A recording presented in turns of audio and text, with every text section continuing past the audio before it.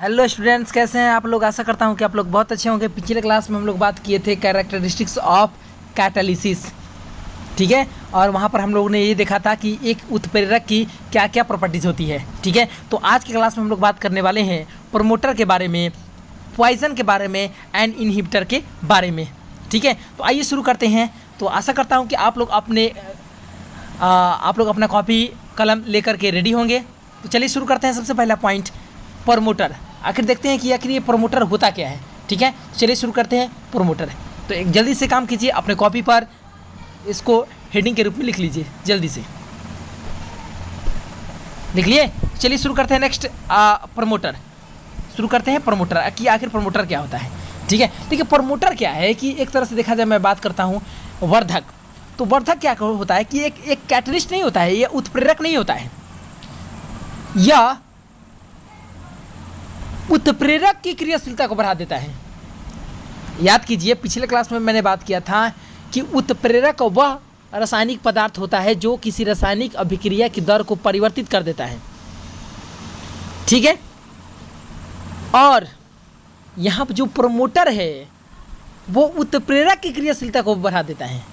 Promoter यानी वर्धक उत्प्रेरक की क्रियाशीलता को क्या कर देता है, बढ़ा देता है, ठीक है। तो चलिए कॉपी में देते हैं हेडिंग प्रोमोटर। देख सकते हैं यहाँ पर लिखा हुआ है कि वैसा लिखा हुआ है आपका वैसा पदार्थ जो उत्प्रेरक की क्रियाशीलता को, या हम उसको दक्षता भी बोल सकते हैं, वैसा पदार्थ जो उत्प्रेरक की क्रियाशीलता को बढ़ा दे परंतु वो स्वयं उत्प्रेरक नहीं हो, क्या कहलाता है, वर्धक कहलाता है। मेरी बात फिर से सुनिएगा कि देखिए मैं एक काम करता हूँ, फिर से रिवीजन करा देता हूँ। उत्प्रेरक किसे कहते हैं, याद कीजिए आप लोग। तो मैंने आपको वहाँ पर बताया था पिछले लेक्चर में कि उत्प्रेरक वह रासायनिक पदार्थ है जो किसी रासायनिक अभिक्रिया की दर को बढ़ा देता है। उत्प्रेरक रासायनिक अभिक्रिया की दर को बढ़ा देता है या घटा देता है, यानी उत्प्रेरक रासायनिक अभिक्रिया की दर को परिवर्तित कर देता है। लेकिन यहाँ जो प्रोमोटर है, ये प्रोमोटर उत्प्रेरक की क्रियाशीलता को बढ़ाता है। यानी आप कह सकते हैं कि उत्प्रेरक के लिए उत्प्रेरक का कार्य करता है कौन, प्रोमोटर। मेरी बात समझ में आ गया। यानी वैसा पदार्थ जो उत्प्रेरक की क्रियाशीलता को क्या कर दे, बढ़ा दे, उसे हम क्या कहेंगे, वर्धक कहेंगे, ठीक है। एक एग्जांपल देकर हम समझते हैं, ठीक है। तो इसको नोट कीजिए जल्दी से, वीडियो को रोक करके नोट कर सकते हैं। नोट कर लिए, चलिए आगे बढ़ते हैं। अब इसका एग्जांपल के रूप में हम यहाँ पर देख सकते हैं, जैसे कि फॉर्मेशन ऑफ अमोनिया, हाइपर विजित वगैरह जब अमोनिया का निर्माण करोगे N2+H2, ये बन जाएगा तुम्हारा NH3।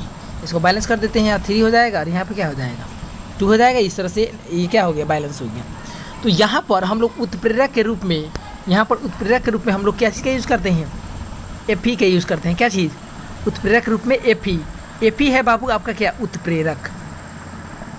Fe क्या है, उत्प्रेरक है। अब आप चाहते हैं कि उत्प्रेरक की क्रियाशीलता बढ़ जाए, ठीक है। यहाँ Fe जो है ये अमोनिया के निर्माण की दर को बढ़ाएगा, ठीक है। लेकिन फिर भी आपको लग रहा है कि नहीं, Fe इसकी अभिक्रिया दर को नहीं बढ़ा रहा है, तो इसके लिए आप यहाँ पर क्या लगा दीजिएगा, इसके लिए हम लोग लगा देंगे यहाँ पर मोब्लिडिनियम। क्या लगा देंगे, MO, मोब्लिडिनियम। यानी कि यह आपका काम करेगा कैसा, ये आपका काम करेगा बिल्कुल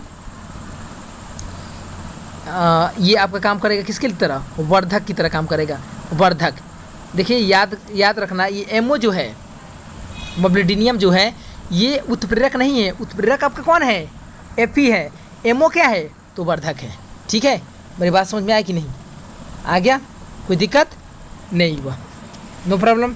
चलिए आगे बढ़ें। तो आगे बढ़ते हैं हम लोग, इसको जल्दी से नोट कीजिए और आगे बढ़ते हैं हम लोग पॉइजन की तरफ, ठीक है। देखते हैं कि पॉइजन क्या होता है। तो दूसरा है मेरा पॉइजन। तो देखते हैं कि पॉइजन क्या होता है, ठीक। तो देखो अगर मैं बात करता हूँ पॉइजन, तो ये क्या करता है कि एक ऐसा पदार्थ होता है जो किसी रासायनिक अभिक्रिया में उत्प्रेरक की क्रियाशीलता को क्या कर देता है, कम कर देता है, ठीक है।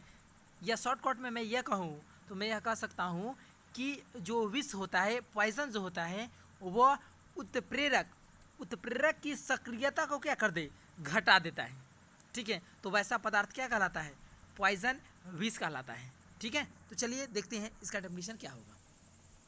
तो यहाँ पर साफ साफ लिखा हुआ है कि वैसा पदार्थ जो उत्प्रेरक की सक्रियता को घटा दे विष कहलाता है। वैसा पदार्थ जो उत्प्रेरक की सक्रियता को घटा दे विष कहलाता है।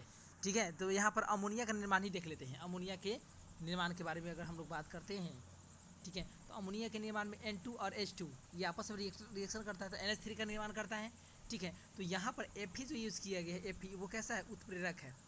Fe क्या है बाबू, उत्प्रेरक है। लेकिन यहाँ पर जो H2S यूज किया गया है वो आपका क्या है, विष है। ये क्या करेगा H2S कि Fe की सक्रियता को क्या कर देगा, घटा देगा। तो वैसा पदार्थ जो उत्प्रेरक की क्रियाशीलता को घटा दे उसे हम विष कहते हैं। ठीक है, तो आशा करता हूँ कि आप लोग पॉइजन यानी विष भी समझ चुके होंगे। ठीक है, कोई दिक्कत है यहाँ तक नहीं है। तो नेक्स्ट एक बच गया है इनहिबिटर यानी कि संदमक। आखिर ये संदमक यानी इनहिबिटर क्या है, आइए देखते हैं। अगर मैं बात करूं कि इनहिबिटर क्या होता है, तो देखो वैसा पदार्थ जो रासायनिक अभिक्रिया को ही रोक दे या अभिक्रिया के वेग को क्या कर दे, कम कर दे, संदमक कहलाता है। वैसा पदार्थ जो रासायनिक अभिक्रिया को क्या कर दे, रोक दे या अभिक्रिया के वेग को क्या कर दे, कम कर दे, वो क्या कहलाता है, संदमक कहलाता है। ठीक है, तो चलिए इसका डेफिनेशन हम लोग लिख देते हैं। इनहिबिटर यानी संदमक, ये एक ऐसा पदार्थ होता है जो किसी रासायनिक अभिक्रिया के दर को कम कर देता है या फिर हम कह सकते हैं कि रासायनिक अभिक्रिया को ही रोक दे, उसे हम लोग संदमक कहते हैं। ठीक है, तो आप लोग इसको ध्यान में रखेंगे कि इनहिबिटर क्या होता है, वैसा पदार्थ जो रासायनिक अभिक्रिया को रोक दे या अभिक्रिया दर को कम कर दे, संदमक कहलाता है। ठीक है, आइए एक एग्जाम्पल देकर इसको समझते हैं। एग्जाम्पल के रूप में हम लोग देख सकते हैं H2O2 का विघटन। H2O2 के विघटन की अगर बात किया जाए तो अगर इसकी प्रक्रिया बहुत तेज़ है, बहुत ज़्यादा अगर इसकी प्रक्रिया स्पीड है, तो इस केस में हम लोग क्या कर सकते हैं, इसमें ग्लिसरीन या फिर एसिटामाइड मिला करके इसकी रेट को क्या कर सकते हैं, कम कर दे देंगे। ठीक है, तो यहाँ पर हम लोग लिख सकते हैं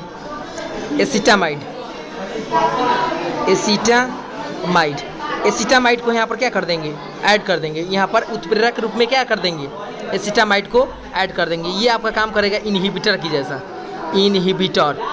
H2O2 के विघटन में एसिटामाइड इनहिबिटर का कार्य करेगा या फिर ग्लिसरॉल भी लिख सकते हैं, जो आपको H2O2 के विघटन की दर को क्या कर देगा, कम कर देगा। ठीक है, तो आज के लिए इतना ही, मिलते हैं नेक्स्ट लेक्चर में, तब तक के लिए बने रहिए और देखते रहिए। बहुत बहुत धन्यवाद।